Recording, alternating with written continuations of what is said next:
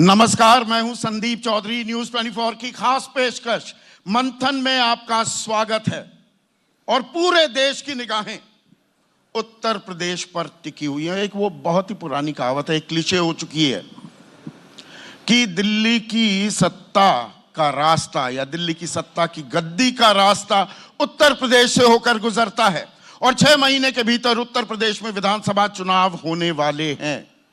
तो अब की बार उत्तर प्रदेश में किसकी सरकार, यह सवाल सबकी जुबान पर भी है और सबके जहन में भी है।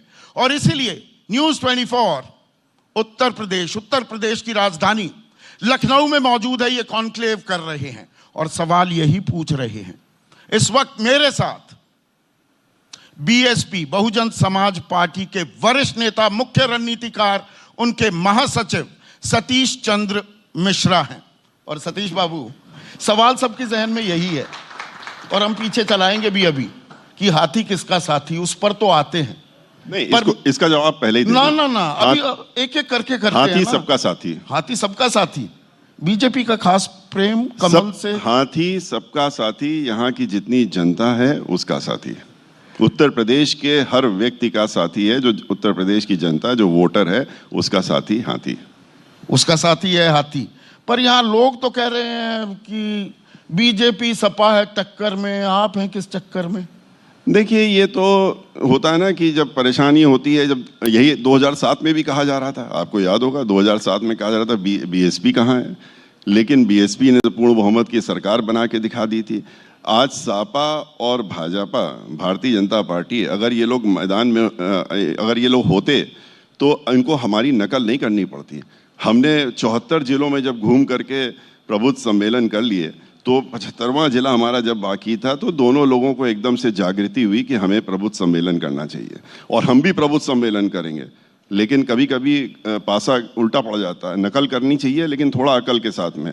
इन्होंने नकल तो कर ली, लेकिन अब जब घूमने लगे हैं पूरे प्रदेश में तो आप भी देख रहे हैं, हम भी देख रहे हैं किस तरीके से कहीं जूते चल रहे हैं, कहीं कुर्सियां चल रही हैं, कहीं मारपीट हो रही है। 100 से ज़्यादा आदमी इकट्ठा नहीं कर पा रहे तो मंच से गाली बक रहे हैं। यहाँ तक कि अभद्र भाषा का इस्तेमाल कर रहे हैं। उनके मंत्री, अभी कल वीडियो वायरल हुआ है श्री रमापति राम शास्त्री जी का, कि वो तो ब्राह्मणों को खुल करके मंच से गाली बक रहे हैं। तो जब ये स्थिति आ जाए और जब ये कहना पड़ जाए कि ये ससुरे ब्राह्मण जहिए कहाँ, ये उनके एमपी कहें, तो आप समझ सकते हैं कि बौखलाहट जो है अब चरम सीमा पर पहुंच गई है। पर आप ये बताइए, हमेशा घूम फिर कर 2007 का उदाहरण आप देने लगते हैं, मिसाल देने लगते हैं, जो आपने सोशल इंजीनियरिंग की, जिनको कहते थे कि भाई इनको मारो जूते चार, है ना? देखिए, ऐसा है, वहां से आपने जो बदलाव किया, पर आपके इतिहास में एक दफा ही आप अपने बलबूते पर सरकार बना पाए। आज की तारीख में 19 विधायक, 10 आपके सांसद, वो भी क्योंकि साइकिल की सवारी आपने की थी। अभी कहाँ हैं आप? देखिए, इतिहास 2007 में किसने बदलने का काम किया? 17, खाली हम नहीं, 17 वर्षों से, उसके पहले देख लीजिए आंकड़े, 17 वर्षों से कोई पूर्ण बहुमत की सरकार उत्तर प्रदेश में नहीं बनी थी। बहुजन समाज पार्टी ने उसको तोड़ा और 17 वर्षों बाद पूर्ण बहुमत की सरकार बनाने का काम किया। और उसके बाद लोगों ने सपा को 5 साल, अच्छा है, मिल गया मौका उनको देखने का। उन्होंने देख लिया किस तरह की सरकार थी, कैसे गुंडागर्दी, माफियागर्दी, दहशतगर्दी, लूट मार, दंगे फसाद, सब ने देख लिए। और एक माननीय बहन जी की सरकार में देखा कि न कोई दंगा, न फसाद, न कोई। और फिर उसके बाद भारतीय जनता पार्टी को मौका मिल गया और अच्छा हुआ। उन्होंने देख लिया आपने किस तरीके से अत्याचार पूरे प्रदेश में हो रहे हैं, किस तरह से ब्राह्मण समाज, उनके खुद के, अब तो हम उन्हीं के कहेंगे, नितिन जी को, कि जो उनकी पार्टी में चले गए। योगी आदित्यनाथ तो इसी बात की ताल ठोकते हैं, वो 500 जीरो टॉलरेंस है, ठोक देते हैं, तो लॉ एंड ऑर्डर कंट्रोल में है। ये ठोकने का काम किसको कर रहे हैं? वो तो 500 लोगों की लिस्ट लेके घूम रहे थे नितिन जी, और उन्होंने भारतीय जनता पार्टी ज्वाइन करी, तो उनको तो विश्वास करना ही पड़ेगा। 500 ब्राह्मणों को ठोक दिया, उनको अगर कोई गुंडा होगा, गैंगस्टर होगा, तो क्या उस पर गोली नहीं चलाएगी पुलिस? आप क्या हल्की राजनीति कर रहे हैं कि 10 में से 8 एनकाउंटर में ब्राह्मण मारे गए? आप गैंगस्टर्स के पक्षधर हैं? हम किसी गैंगस्टर के पक्षधर नहीं है। गैंगस्टर है, आप उसके ऊपर उसको पकड़िए, उस पर मुकदमा चलाइए, उसको आप अगर दोषी पाया तो उसको फांसी की सजा दीजिए। लेकिन ये कि आप निर्दोषों को मार देंगे, क्या खुशी दुबे गैंगस्टर है?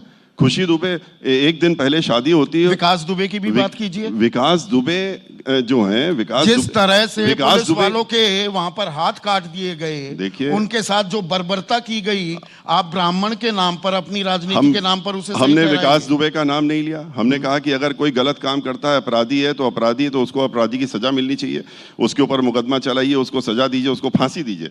लेकिन ये कि आप निर्दोषों को, 16.5 साल के लड़के को आप हरियाणा से उठा लाए और ला करके आपने उसको शूट आउट कर दिया। आपने खुशी दुबे 16.5 साल की लड़की, आप 1.5 साल से उसको जेल में बंद करे हुए हैं। किस बात के लिए किए हैं? एक दिन पहले उसकी शादी होके आती, 3 महिलाएं, उसके 2 बच्चे भी साथ में जेल में, 3 साल का और 6 साल का बच्चा भी साथ में अंदर है, जो दूसरी महिलाएं बंद है। तो क्या ये और खुल करके ब्राह्मणों का ही एनकाउंटर हो रहा है, ब्राह्मणों की हत्याएं हो रही हैं। जो हत्या हो जाती है उसके बाद कहा जाता है तो रंजिश की बात है, ये तो गैंगस्टर थे यार, ये थे। तो अगर आप ऐसा है तो खाली ब्राह्मण ही दिख रहे हैं उनको तो मारने के लिए। बहुजन समाज पार्टी, बहुजन की बात करने वाली, वो ब्राह्मणवादी पार्टी बन गई है क्या आपकी रणनीति के तहत? वो काठ की हांडी फिर से चढ़ा रहे हैं, प्रबुद्ध सम्मेलन करते हैं, उसकी शुरुआत अयोध्या से करते हैं। हमने तो शुरू किया, हमारी प्रबुद्ध सम्मेलन में तो सबको ऐतराज है, लेकिन जो उन्होंने शुरू किया उसका क्या? वो तो हमने जब 74 जिले पूरे कर लिए, 75वां जिला हमारा जब लखनऊ बचा था, तो भारतीय जनता पार्टी हर जिले में निकल पड़ी। और अब हो रहा है क्या? हो रहा है, डिजास्टर हो रहा है। सोच रहे हैं कि किस तरीके से हम इसको बैकफुट करें, लेकिन हम तो सर्वजन को लेके चलते हैं। ये गलत है कि हम ब्राह्मणों को खाली लेके चलते हैं। कहाँ? दलित तो सारा अब दलित बड़ा तबका वो तो बीजेपी पर शिफ्ट कर गया। बीजेपी के तो शक्ल भी नहीं देखना चाहता है। बीजेपी जो दलित समाज का व्यक्ति है वो तो एक चट्टान की तरह बहन मायावती जी के पीछे खड़ा हुआ। ये जाएं उनकी झोपड़ी में जा करके खाना खा लें, उनकी झोपड़ी में जा करके खाना अपने घर से लेके जाते हैं, खाते हैं, वो कुछ भी कर लें, लेकिन वो हिलने वाला नहीं, क्योंकि वो जानता है कि हमारी जो नेता बहन मायावती जी हैं वो झोपड़ियों में नहीं आती नाटक करने के लिए। वो झोपड़ियों में जो लोग रह रहे हैं, जो गरीब रह रहे हैं किसी भी तबके को, उनको झोपड़ी से निकाल करके बाहर और 2 कमरे के पक्के मकान मुफ्त में देने का काम करती हैं। और उन्होंने 20 लाख से ऊपर तो पहले ही 2 वर्ष में दे दिया। आलीशान बंगले में ही बंद रहती है, वो झोपड़ी में कब जाती है? वो कब दर्द साझा करती है? जिस जमीन से, जिस परिप्रेक्ष्य से वो उभरी, अब वहां वो जाती नहीं है। आप देखिए, कोई जरूरी नहीं कि आप यहाँ पर हैं, आप पूरे देश को बता रहे हैं कि आप क्या कह रहे हैं। और बहन मायावती जी जो हैं, हमारी पार्टी की राष्ट्रीय अध्यक्ष हैं, वो रोजाना 18 घंटे, 24 घंटे में से 18 घंटे वो पार्टी के लिए देती हैं, और 24 घंटे बाकी जो 6 घंटे होती हैं उसमें भी पार्टी के बारे में सोचने का काम करती हैं, और उसको कैसे बढ़ाया जाए, लोगों से कैसे जोड़ा जाए। जोड़ने के बहुत से तरीके हो गए हैं। आपको ब्राह्मणों के पास इसलिए जाना पड़ रहा है, मंडल कमंडल की राजनीति का एक ऐसा कॉकटेल बना दिया है बीजेपी ने कि आप उसकी तोड़ नहीं निकाल पा रहे। देखिए, मंडल कमंडल नहीं, हम तो उनको एक्सपोज करने के लिए गए थे। हम तो ब्राह्मण जो हैं वो तो अलग चीज हो गई, हम तो उनको धर्म के नाम पे एक्सपोज करने गए थे। हम तो अगर अयोध्या गए तो क्या जरूरत पड़ी अगले दिन माननीय मुख्यमंत्री जी को अयोध्या पीछे पीछे जाने की? क्या जरूरत पड़ी और मंत्रियों को जाने की? सबको जाने की। हाँ, तो आप ये देखिए ना, हिंदू तो हम ही हैं, हिंदू भी हैं और ब्राह्मण भी हैं, और 20 बिस्वा के कानुकुब्ज ब्राह्मण हैं हम ब्राह्मण हैं, गर्व से कहते हैं। तो इसमें कोई वो हमको दबने और डरने की चीज़ नहीं है। लेकिन हम तो अयोध्या गए, हमारा खुद का भी मंदिर है लखनऊ में, आपको हम ले चलेंगे प्रोग्राम के बाद जब फ्री होंगे। हम वहाँ पर भी सारे देवी देवता हैं, तो हम अयोध्या गए थे उनका एक्सपोजर करने के लिए। आप राम के नाम पे पिछले सन 93 से रुपया इकट्ठा कर रहे हैं, देश और विदेश और डॉलरों में भी। वो रुपया कहाँ गया? आपने कहा था कि हम मंदिर बनाएंगे, 2.25 साल हो गए, अब तो 2 साल होने वाले। नवंबर में जजमेंट आया था, अक्टूबर नवंबर में 2 साल होने वाले। कहाँ है मंदिर? डॉक्टर भीमराव अंबेडकर अभी आपके ठीक सामने जहां हम लोग बैठे हैं, सामने देखिए, 1.5 साल में बनाया था, विश्व का सबसे बड़ा स्मारक है, लेकिन ये तो 2 साल में न्यू तक नहीं शुरू कर पाए हैं। अब हमने जब कहा जाके न्यू कहाँ है, तो अब जल्दी जल्दी वहां पर थोड़ा सा सीमेंट डाल दिया, कह दिया ये न्यू है, फोटो भेज दी उन्होंने 2 महीने बाद।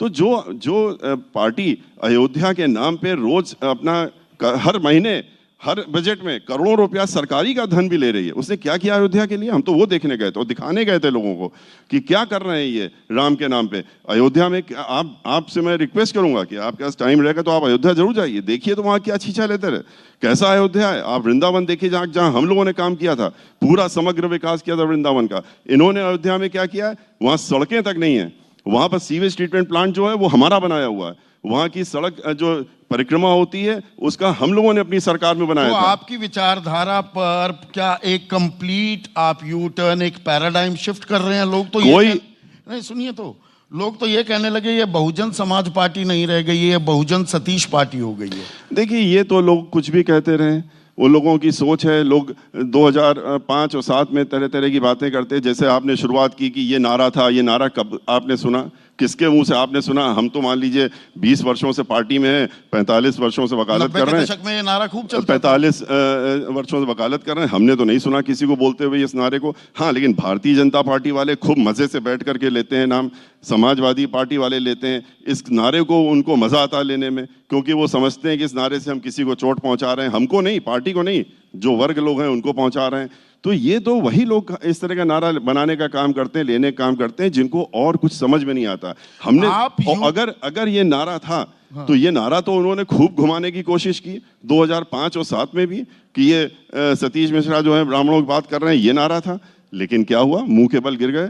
अगर हम प्रोग्रेशन कर रहे हैं, प्रोग्रेसिव हो रहे हैं, अगर हम भाईचारा बना रहे हैं और भाईचारा बना करके हम समाज को आपस में जोड़ने का काम कर रहे हैं, सर्वजन हिताय सर्वजन सुखाय की जो हमारी नीति उसको लेके आगे चलने, इसमें लोगों के पेट में दर्द क्यों होता है, क्यों परेशानी होती? इसकी जगह कि हमारी पीठ थपथपाएं, कहें कि आप जो है, सतीश चंद्र मिश्रा की रणनीति है ये सतीश चंद्र मिश्रा की रणनीति, ब्राह्मणों को दोबारा से लुभाने की जो पुरजोर कोशिश है। ये जो भी रणनीति हमारी पार्टी में बनती है, वो हमारी पार्टी की अध्यक्ष सम्मानित बहन मायावती जी ही बनाती हैं, उन्होंने अब वही बना करके देती हैं।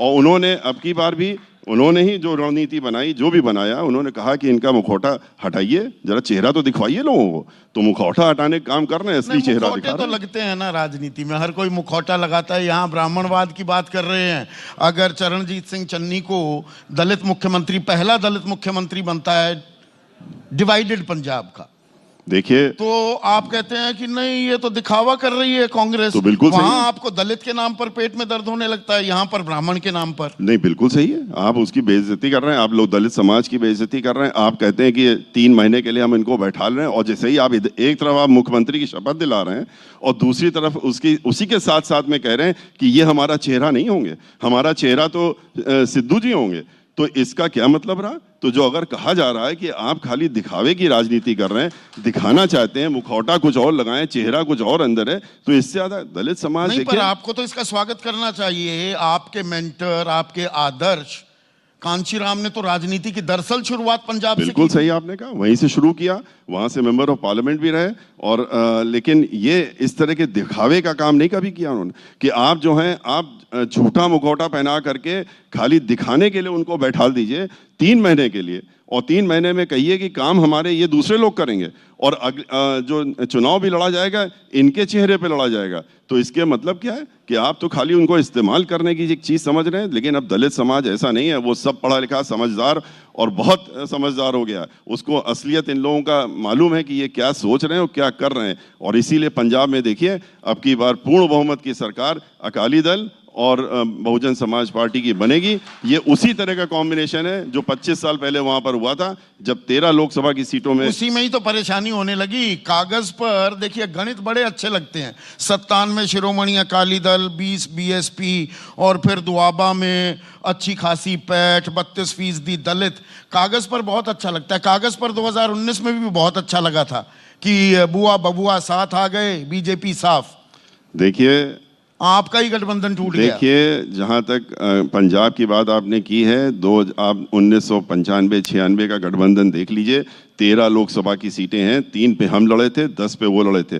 3 में 3 बहुजन समाज पार्टी जीती थी, और 10 में से 8 जो है अकाली दल जीती थी, और 2 हारे भी थे, बहुत थोड़े वोटों से क्लीन स्वीप था। और ऐसे ही अब की बार क्लीन स्वीप पंजाब में होने वाला है। ये गठबंधन बहुत ही मजबूत, कागज पर बड़ा मजबूत। हकीकत में हम हकीकत की बात कर रहे हैं। 3 पे 3 जीते थे और 10 में 8 वो जीते थे, हकीकत की बात कर रहे हैं। उसके बाद अब अभी चुनाव होने वाला 4 महीने बाद, उसमें फिर से देख लीजिए पंजाब में और उत्तर प्रदेश दोनों जगह पूर्ण बहुमत की सरकार बहुजन समाज पार्टी की बनेगी। आप कांग्रेस पर भी हमला साधते हैं कि अरे ये कांग्रेस तो हवेली की तरह है, सब छोड़ गए, सब निकल गए।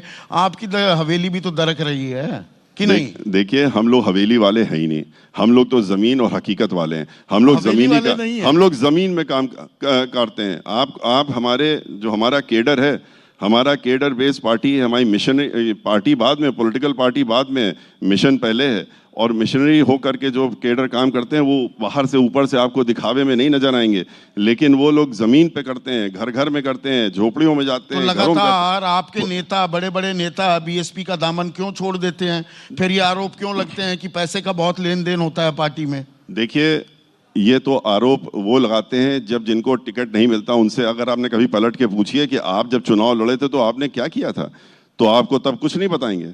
तब वो कहेंगे कि नहीं नहीं हम उनमें से नहीं हैं। तो कौन से हैं जो उनमें से हैं जिनको आप बात कर रहे हैं? जब जो पार्टी के साथ गद्दारी करेगा, जो पार्टी को धोखा देगा, जो पार्टी की नीति के खिलाफ चलेगा, जो वोट डालने का काम करेगा, राज्यसभा में एक दलित समाज के हमारे एक व्यक्ति को राज्यसभा पहुंचने से रोकने के लिए श्री राम जी गौतम को रोकने की कोशिश की और खरीद फरोख्त में वो समाजवादी पार्टी के साथ में एक इंडस्ट्रियलिस्ट को वोट देने के लिए जब पहुंच गए, तो ऐसे लोगों के साथ में क्या होगा? उनके साथ में तो पार्टी उनको निकाल के बाहर करेगी। और हमारी पार्टी के बारे में एक इतिहास आपसे अच्छा कौन जानता है? देख लीजिए उठा करके पुराना, कि हमारी पार्टी में जीरो से लेकर के जो उठाया उसको नेता बनाने का काम हुआ, और जब वो नेता बन गए अगर उन्होंने इधर उधर किया तो 5 इधर उधर किया, कोई बात कह दी, तो अपनी बात पर मुखर हो गए तो बाहर का रास्ता भी दिखा दिया। नहीं, मुखर क्या, आप पार्टी के साथ गद्दारी करेंगे? अगर मान लीजिए हम पार्टी के साथ आज गद्दारी करने लगे तो हम पार्टी में रहेंगे? हमारा खुद का हक नहीं बनता कि हम पार्टी में रहें? ये आप विक्टिम कार्ड क्यों खेलने लगते हैं? हम तो गरीब हैं, हम तो बहुजन समाज की बात करते हैं, पिछड़े उससे आए, हमारे ऊपर ये करप्शन के, भ्रष्टाचार के आरोप लगते हैं, यकायक आप विक्टिम बन जाते हैं। देखिए, विक्टिम बनने की बात ही नहीं, हम तो हकीकत की बात करते हैं। हम तो, हमसे ज़्यादा हकीकत कौन जानेगा? कि हमने तो मुकदमे लड़े हैं, हमने तो देखा है। हमने जब डेवलपमेंट करने का काम किया उत्तर प्रदेश में, पूरे उत्तर प्रदेश, चाहे लखनऊ हो, चाहे नोएडा हो, चाहे हर शहर में हो, चाहे हम यहाँ तक कि डॉक्टर अंबेडकर गांव जब हम 29,500 समग्र विकास कर रहे थे, हर चीज़ के लिए PIL थी। 110 PIL मैंने लड़ी हैं, 110 PIL डिफेंड की है मैंने। वो बात दूसरी कि 110 में से 110 हम लोग जीते। 101 मुकदमे बहन मायावती जी और उनके परिवार के ऊपर लगाने की कोशिश की, करप्शन से लेके हर चीज, और 101 में से 101 मुकदमे हम लोग सर्वोच्च न्यायालय तक जीते, और एक नए पैसे का करप्शन का चार्ज उनके ऊपर नहीं लग पाया, और न लगा हुआ ना आज बचा हुआ। तो हम लोग हकीकत जब कहते हैं तो हम लोग ये तो जरूर कहेंगे कि आप ये उसमें खेल है ना, 20,000 से नीचे की कम की डोनेशन वाला, फिर 2,000 से नीचे की कम की डोनेशन ये वाला। तो डोनेशन, ये तो डोनेशन आ रही है। हमारी पार्टी डोनेशन पे नहीं चलती। हमारी पार्टी जो हमारे जो कार्यकर्ता हैं वो जो अपना पैसा देते हैं उससे चलती है। डोनेशन देखना है तो आपके पास तो आंकड़ा है, नाम नहीं पता लगे किसने डोनेशन दिया है। कहीं 3600 करोड़ मिला है साल में किसी एक पार्टी को, कहीं 2600 करोड़ मिला है, तो ये पूछिए ना उनसे। और हमारा कॉर्पोरेट बॉन्ड्स की बात कर रहे हैं। हाँ, कॉर्पोरेट बॉन्ड्स देख लिए और हमारे खाते देख लीजिए, जीरो, एक भी नया पैसा। हम लोग किसी इंडस्ट्रियल से पैसा नहीं लेते हैं, हम लोग किसी उद्योगपति से पैसा नहीं लेते हैं। और क्यों नहीं लेते हैं? उसके पीछे हमारी पार्टी की नेता की एक बहुत बड़ी सोच है। वो कहती हैं कि जिस दिन हम इनसे पैसा ले लेंगे, पैसा ले या नहीं कि उसके साथ में इशारा आया नहीं। जैसे आजकल हो रहा, पूरा देश बिक रहा है, हर चीज बेची जा रही, जितने पब्लिक सेक्टर कॉर्पोरेशन है सब बेचे जा रहे हैं। कोई बचा हो जो आपने टैक्स दिया इतने वर्षों तक, हमने दिया, संपत्ति बनी, वो सब बेच दी गई, कहाँ चली जा रही, किसके हाथ में जा रही? कुछ वही उद्योगपतियों के हाथ में। अब इसीलिए थोड़ा सॉफ्ट भी हैं क्या आप? बीजेपी पर निशाना साधेंगे, समाजवादी पर, कांग्रेस पर, बीजेपी के बारे में थोड़ा मुखर नहीं होते हैं। वो ED IT के रेड्स होने लगते हैं ना। देखिए, वो सब चीजें तो वो हम लोग झेल चुके हैं, पहले देख चुके हैं। CBI का कोई डर नहीं है। CBI का रेड, ये रेड, वो सब पहले हो चुका है। और वो होने के बाद खाली भारतीय जनता पार्टी ने, सॉर्ड ऑफ डेमोक्रेसी कहते हैं ना, एक तलवार नहीं, आप बिल्कुल ठीक है, भारतीय जनता पार्टी ने ही अपनाया था, वो शुरू किया था, उन्होंने ही CBI की कराई थी। उसके बाद कांग्रेस पार्टी ने उसको कंटिन्यू किया था, क्योंकि जबकि हम उनको 40 लोगों का, 41 MPs का समर्थन दे रहे थे। लेकिन ये वो लोग हैं जो ये सब करते रहेंगे। लेकिन हमारी पार्टी जो है वो जमीन की पार्टी है और लोगों से जमीन में जुड़ी हुई, इन सब चीजों से डरने और दबने वालों में नहीं है। आपने कहा BSP का हाथी वो सबका साथी। आपका दुश्मन नंबर 1 इस चुनावी जंग में, जंग है ना ये, इसको तो डिनाई नहीं किया जा सकता, आपका दुश्मन नंबर 1 कौन है? देखिए, बीजेपी, समाजवादी या कांग्रेस? देखिए, भारतीय जनता पार्टी के बारे में मैं पिछले 2 महीने से हर जिले में जाकर, हर जिले में जाकर के मैंने उनका असली चेहरा खोलने का काम किया है, उनकी असलियत बताने का काम किया है, उनके विरोध में बात करने का काम किया है। तो इसी वजह से तो बौखला करके भारतीय जनता पार्टी ने ये नकल करके प्रबुद्ध सम्मेलन शुरू किया है। समाजवादी पार्टी के बारे में तो मुझे बहुत थोड़ा इसलिए बोलना पड़ता है कि समाजवादी पार्टी की जब सरकार आती है तो वो अपने आप ऐसा एक माहौल बनते ही हो जाता है। जिस दिन ओथ होती है उसी दिन मंच में आपने देखा होगा कि किस तरह का माहौल था। तो समाजवादी पार्टी की जो हालत है वो सब किसी से छुपी नहीं है। तो इसलिए समाजवादी पार्टी, और तभी हम कहते दुश्मन हैं नंबर 1 कौन है? आप तो ताल ठोक रहे हैं ना, बहुमत से सरकार बनाएंगे। हमारे लिए तो मुकाबला किसके साथ है आपका? हमारे लिए सीधा ये सभी हैं। कौन हमारे लिए भारतीय जनता पार्टी नंबर 1 पे, क्योंकि उसने पूरे प्रदेश को इस समय उन्होंने बिल्कुल तबाह कर रखा है। लोगों के अंदर एक दहशत का माहौल, महिलाएं दुखी, मजदूर दुखी, किसान दुखी। किसान के ऊपर कहा जा रहा है कि लाठियां मारो, जब तक सर न फट जाए तब तक। हमने कहा है कि हम कानून नहीं लागू होने देंगे, हमारी सरकार बनेगी। इस तरह की जो सरकार जो कहती है कि महिलाओं की हम सुरक्षा करेंगे, महिलाओं से वोट लिया करके हर 2 घंटे में एक महिला के साथ दुराचार और उसके साथ बलात्कार हो रहा है, यही सुरक्षा देने की बात की थी। बहन मायावती जी की सरकार उठा के देख लीजिए, आज महिलाएं क्यों इकट्ठा हो रही हैं, महिलाएं बहन मायावती जी के साथ क्यों चल रही हैं? इसलिए क्योंकि वो जानती हैं कि जब बहन मायावती जी की सरकार होती है और जब वो मुख्यमंत्री होती हैं तो किसी की मजाल की उनकी तरफ गलत निगाह से उठा के देख ले। अगर रात के 12 बजे भी घर से निकले उनको कोई डर नहीं लगता है। बुआ बबुआ साथ आ सकते हैं? देखिए, साथ आने का तो सवाल ही नहीं उठता। जब एक बार हम लोगों ने कटु अनुभव कर लिया और छोड़ दिया तो क्या कटु? आपकी 10 सीटें आई, 5 सीटों पर समाजवादी रह गई, उनके बलबूते 10 सीटें आ गई। वो हमारी तो 10 से कहीं ज्यादा आती, तो उसमें क्या हमारे तो आप देखिए वोट शेयर हमारा कभी शुरू से देखते चले आई। जब 14 में हमारी 0 सीटें थी तब भी आप देख लीजिए कि हम पूरे देश में तीसरे नंबर की सबसे बड़ी पार्टी थे, 3rd पार्टी लार्जेस्ट पार्टी थे पूरे देश में। तो हमारे वोट शेयर तो इसलिए हमारा कभी घटता नहीं है। पास ग्लोरी, वो वोट शेयर आपका 19 से 22% रहता है। पास ग्लोरी को पास ही रखना चाहिए कि नहीं, उसको प्रेजेंट में जीने लगे? नहीं, पास्ट की बात नहीं है। हम लोग तो अभी अब की बार करके फिर आपको दिखा रहे हैं। देख अभी क्यों परेशान हो रहे हैं ये लोग, क्यों दुखी हो रहे हैं। जब हम सम्मेलन करें तो कहें ये तो जातिवादी कर रहे हैं, जब वो करें तो ये तो वही वाली बात हो गई कि हम करें तो रासलीला, तुम करो तो कैरेक्टर ढीला। तो ये वाली बात तो नहीं चलेगी ना। जब आप कंपेयर कर रहे हो तो ये देखो कि आप क्या कर रहे हो, आप भी तो यही कर रहे हो। और कांग्रेस पार्टी का त्रिशंकु विधानसभा होती है, और ये मैं सवाल बिल्कुल पॉइंटेड सवाल आपसे पूछ रहा हूं। एक जवाब और दे दूं, वरना कांग्रेस पार्टी वाले नाराज हो जाएंगे, क्योंकि आपने कांग्रेस का नाम भी लिया था। कांग्रेस का नाम हम इसलिए भूल जाते हैं, कांग्रेस का नाम कोई नहीं ले रहा आजकल उत्तर प्रदेश में।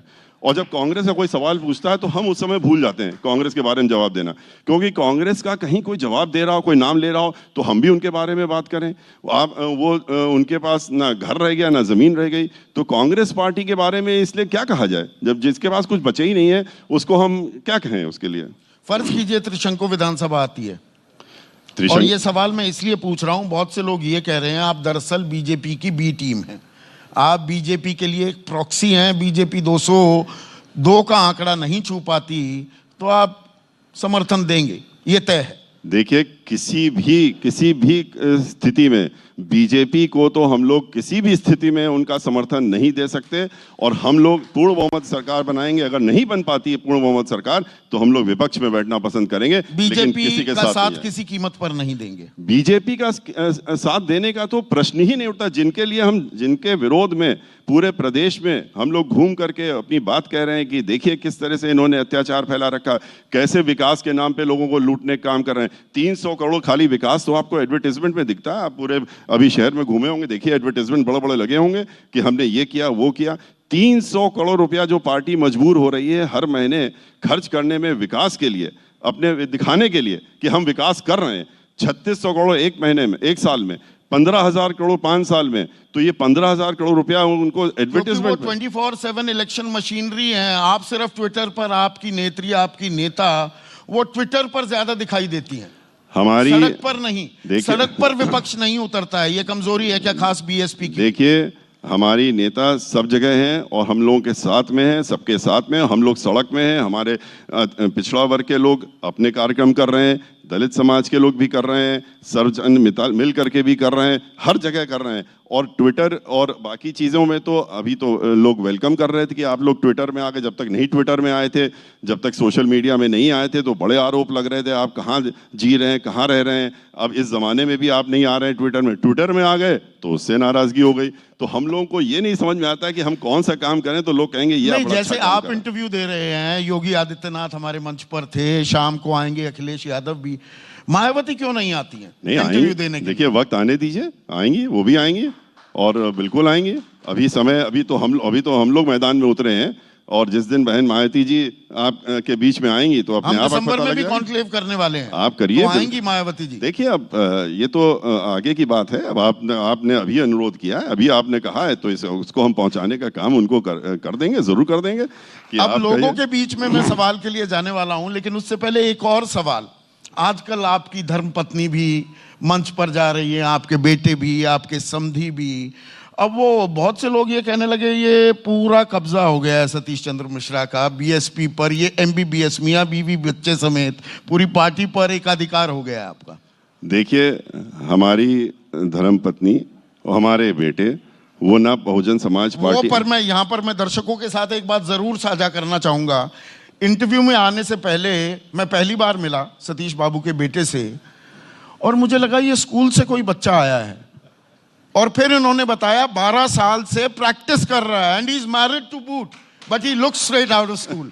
ये बात मैं जरूर कहना चाहूंगा। देखिए, मैं एक बात बताऊं, पर एमबीबीएस वाली बात बताइए थोड़ा, ये मतलब पूरी पार्टी पर आपका देखिए आपको ये बता दें, हमारी पत्नी और हमारे बेटे, हमारे परिवार के अन्य सदस्य, सभी लोग, ये सब लोग किसी वो पार्टी में ना कोई पद है और ना पद लेने जा रहे हैं, ना कोई चुनाव है में लड़े हैं, और ना कोई चुनाव लड़ने जा रहे हैं। ये लोग तो सिर्फ और सिर्फ बहन मायावती जी को, उनको अब की बार मुख्यमंत्री बनाने के लिए और बहुजन समाज पार्टी की सरकार बनाने के लिए आपके समझ चुनाव नहीं लड़ेंगे, कोई नहीं लड़ेगा।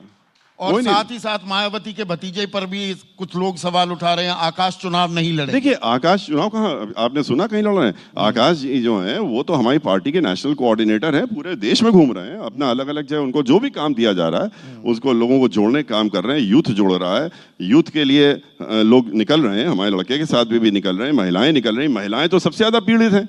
महिलाएं, अब हमारी पत्नी के साथ तो हम तो खुद ही उम्मीद नहीं करते थे कि उनके कार्यक्रम होंगे। वो कार्यक्रम उन्होंने खुद लगाए थे, लेकिन लगाने पे मुझे भी थोड़ा डर लगने लगा है कि अगर महिलाएं हमारी मीटिंग से ज्यादा उनकी मीटिंग में आने लगे हैं, वो आपसे ज्यादा लोकप्रिय हो गई, तो थोड़ा तो घबराहट होगी। चलिए पूजा, आप कुछ सवाल लेते हैं। राजीव, माहौल क्या है? राजीव। सतीश जी नमस्कार। हाँ राजीव जी नमस्कार। पिछले 17 वर्षों से मैं देख रहा हूँ आप पार्टी के महासचिव के तौर पर पार्टी में आए। 20 साल 17 वर्षों से तो आप लगातार नंबर 2 की हैसियत में हैं। तो मैं ये जानना चाहता हूँ, ऐसा आप में क्या है कि आप बहन जी को इतने लंबे समय से बर्दाश्त कर रहे हैं और वो आपको कर रही हैं? देखिए, अगर एक भाई और बहन एक साथ में हैं तो इसमें किसी को एतराज नहीं होना चाहिए, और हम उनमें से हैं, हम उस परिवार में से हैं। ऐसे परिवार में हमको संस्कार दिए गए हैं कि हम लोगों ने कभी भी एक धोखा देने वाली हम लोगों के अंदर प्रवृत्ति नहीं है और ना हो सकती है। हम अगर जब तक हमने एक बार नहीं कई बार अपने मंच से भी कहा है, आपके सामने इस यहाँ से भी कह रहे हैं कि हम जब तक राजनीति में हैं या जब तक हैं तब तक हम बहुजन समाज पार्टी में ही हैं, एक कार्यकर्ता के रूप में। राष्ट्रीय महासचिव बना देना, राज्यसभा भेजना, ये सब हमारी पार्टी की जो नेशनल प्रेसिडेंट हैं वो दूसरी हैसियत से वो पार्टी की हमारी नेता हैं, और पार्टी की नेता होने के साथ में हमारी पार्टी की राष्ट्रीय अध्यक्ष हैं। वो निर्णय लेती हैं, वो कल के रोज हमारे लिए निर्णय लें कि आपको खाली काम करना है, आपको राष्ट्रीय महासचिव के पद में नहीं रहना है, आपको कुछ और काम दिया जाता है, कुछ भी करें। तो हमारा ये कर्तव्य भी है और हम ऐसा करेंगे भी कि जो हमको कहा जाए हम वो करें, एक पार्टी के कार्यकर्ता होने के नाते। वैसे राजीव, यहाँ पर एक बात बता दूं, आपने बर्दाश्त की बात कही ना कि मायावती जी सतीश बाबू को बड़े दिनों से बर्दाश्त कर रही हैं, अनुराधा भी तुम्हें बहुत दिनों से बर्दाश्त कर रही हैं। अगला सवाल ले लेते हैं। सर ये बताएं कि जिस तरह से साहिब कांशीराम ने रोपड़ से अपनी राजनीति की शुरुआत की थी, तो अब कांग्रेस ने भी दलित कार्ड पंजाब में खेला है। सारे देश में कहा जा रहा है कि दलित मुख्यमंत्री बना दिया गया है चरणजीत सिंह चन्नी को। तो क्योंकि कांग्रेस अपने आप को सेकुलर पार्टी कहती आ रही थी, आपका क्या मानना? दूसरा सवाल इसके साथ ही है कि पंजाब में ही किसान संगठनों ने बाईकाट कर दिया है कि किसी भी राजनीतिक पार्टी को रैली या प्रदर्शन किसी तरह का चुनाव में प्रचार नहीं करने दिया जाएगा। देखिए, मैंने अभी इसके पहले भी जवाब दिया है कि जहाँ तक ये कार्ड खेलने, वो जो उसको कार्ड समझते हैं वो फ्लॉप कार्ड है। अगर वो इसको कार्ड समझते हैं, क्योंकि ये वहाँ का जो दलित समाज है पंजाब का, वो बहुत ही जागरूक समाज है और वो अच्छी तरीके से उस समझ रहा है 24 घंटे के अंदर क्या रिएक्शंस हुए हैं वो भी आपने देख लिए हैं वहाँ पर उस समाज के अंदर कि ये आपने हम लोगों की बेइज्जती करके ये बताने का काम किया कि इधर हम इनको बना रहे हैं और उधर हम बता रहे हैं कि हमारा नेता कौन होगा। तो उनको आप खाली इस्तेमाल करने का काम कर रहे हैं और इस तरह का जब इस्तेमाल करने की बात होती है जो 3 महीने के लिए आप कह रहे हैं मैं इस्तेमाल कर रहा हूं लेकिन चुनाव कोई और लड़ेगा और लड़वाएगा तो इससे साफ जाहिर होता है कि इनकी सेक्युलरिज्म या इनकी जो नीयत है वो साफ नजर आ जाती है। और कांग्रेस की जो नीयत है वो सभी को मालूम है किस तरह की नीयत उनकी रहती है। वो हमेशा इस तरह काम करते रहे। हमने उनको सपोर्ट किया था, हमारी पार्टी ने राजस्थान में उनको खुला सपोर्ट दिया था अपने 6 एमएलएस के साथ में। एक बार नहीं 2 बार उन्होंने हमारे एमएलएस को सपोर्ट मिलने के बाद भी उन्होंने तोड़ने का काम किया और अपने विलय करने का। तो इनके अंदर इनका कैरेक्टर ही ऐसा है कि धोखा देने का काम।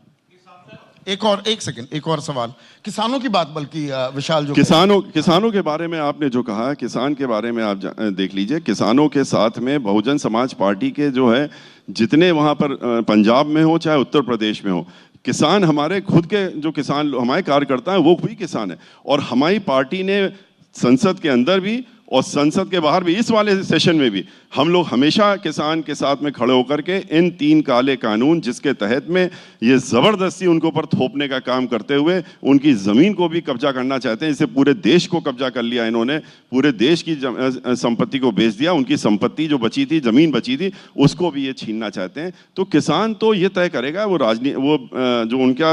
मैं एक और हाइपोथेटिकल सवाल इसी से जुड़ा पूछ लूं। अखिलेश यादव ने कह दिया उनकी अगर है ये बड़ा सरकार बनती है वो ये तीनों कानून लागू नहीं होने देंगे। अगर बीएसपी की सरकार बनती है यूपी में, देखिए क्या आप ये कानून नहीं लागू होने देंगे? अभी 2 दिन पहले ही हमारी पार्टी की राष्ट्रीय नेता अभी कुछ दिन पहले उसके बाद ही अखिलेश जी का बयान आया। उन्होंने ये बाकायदा चैनल में आकर के कहा और उन्होंने कहा, एएनआई से बात कर रही थी तब उन्होंने कहा कि हम किसी भी हालत में, और 7 तारीख को जब ब्राह्मण समाज नहीं बल्कि प्रबुद्ध समाज का आखिरी सम्मेलन था तो उस सम्मेलन में उन्होंने मंच से ये बात कही और कहा कि किसी भी हालत में हमारी जब सरकार बनेगी तो ये 3 काले कानून हम उत्तर प्रदेश में लागू नहीं होने देंगे। सर, आपसे पहले योगी जी इसी मंच में थे, उन्होंने डंके की चोट पर कहा कि बीजेपी जो है वो फुल मेजॉरिटी में आएगी और अगली सरकार बीजेपी की बनेगी। क्या कहेंगे इस पर? देखिए बीजेपी अब यहाँ से साफ हो गई, आप इसी से समझ लीजिए। देखिए कहने की बात अलग होती है, जमीन की हकीकत अलग होती है। जमीन में हकीकत ये है कि आज उनका मेंबर ऑफ पार्लियामेंट, उनका एमएलए, उनके पदाधिकारी, उनके कार्यकर्ता जो हैं वो अपने अपने क्षेत्र में नहीं जा पा रहे हैं, वो अपने घरों में नहीं जा रहे हैं, घरों में छुप करके पीछे के दरवाजे से जाते हैं। और मोहल्ले वालों को पता लग जाता है, क्षेत्र के लोगों को पता लगता है कि एमएलए साहब आ गए हैं तो वो घर पे अंदर पहुंच जाते हैं कि आप बताइए हमारे साथ ये क्या हो रहा है, क्या किया आपने और क्यों ऐसा दुर्दशा 4.5। तो जब वो अपने घर पे ही नहीं घुस पा रहे हैं तो उनकी आप क्या दशा होगी। वो खाली जैसा हमने कहा कि वो विज्ञापनों में दिख रहे हैं कि आ रहे हैं, या वो कोई अगर एजेंसी को पकड़ करके उससे वो करा लें, दिखा दें कि हमारा बहुत अच्छा चल रहा है। तो उसके अलावा उसके जमीन में आज भारतीय जनता पार्टी पूरी तरीके से साफ हो गई है। आप कह रहे हैं कि हाथी जीतेगा। आखिरी सवाल, कितनी सीटें आप जीतेंगी? हम देखिए किसी एक नहीं, आजकल ये हो रहा है ना, 400 अखिलेश कहते हैं 400 जीत जाऊंगा, 350 बीजेपी कहती है। आपकी फिगर क्या है? देखिए 400 कहा, हमें समझ में नहीं आ रहा 3 सीटें कौन सी छोड़ दी क्यों नहीं वो 3 सीटें वाली, वो कौन सी सीट छोड़ दी और वो 350 कह रहे हैं। हम तो ये कह रहे हैं कि हम अपनी सरकार अब की बार पूर्ण बहुमत की सरकार बनाएंगे और जितनी सीटें हम लोग 2007 में लाए थे उससे बहुत आगे बढ़ करके बनाने का काम करेंगे। पर यह निश्चित है कि हमारी पूर्ण बहुमत की सरकार बनेगी। बहुत बहुत शुक्रिया। पूर्ण बहुमत 2/3 हो जाता है। आप लॉयर हैं, हम पत्रकार भी गलती करते हैं। 50 सिंपल मेजॉरिटी इज नॉट पूर्ण बहुमत, 2/3 होती है। नहीं पूर्ण तो 2/3 तो 2/3 की ताल ठोक रहे हैं। बहुत आपके मुंह में सरस्वती बैठे इस समय और हमारी पार्टी 2/3 से जीतेगी। अब आपने कह दिया तो पक्का जीतेगी। हम आपकी बात को रखने का काम करेंगे। हम कल से और ताकत अपनी डबल तो एक मंझे हुए राजनेता ही नहीं, एक मंझे हुए वकील की तरह अपने केस की पैरवी की, हमारे सवालों का जवाब दिया। सतीश चंद्र मिश्रा, आपका बहुत बहुत शुक्रिया। हमारा मंथन जारी रहेगा। एक छोटा सा ब्रेक ले रहे हैं, ब्रेक के बाद एक और खास पेशकश। बने रहिए। चौधरी जी बहुत धन्यवाद और न्यूज़ 24 को बहुत धन्यवाद।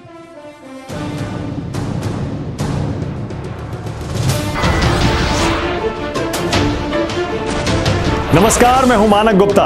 अगर आपको हमारा ये वीडियो पसंद आया हो तो इसे लाइक और शेयर जरूर करें और हां, हमें सब्सक्राइब और फॉलो करना ना भूलें ताकि आप देश और दुनिया की कोई खबर मिस ना करें।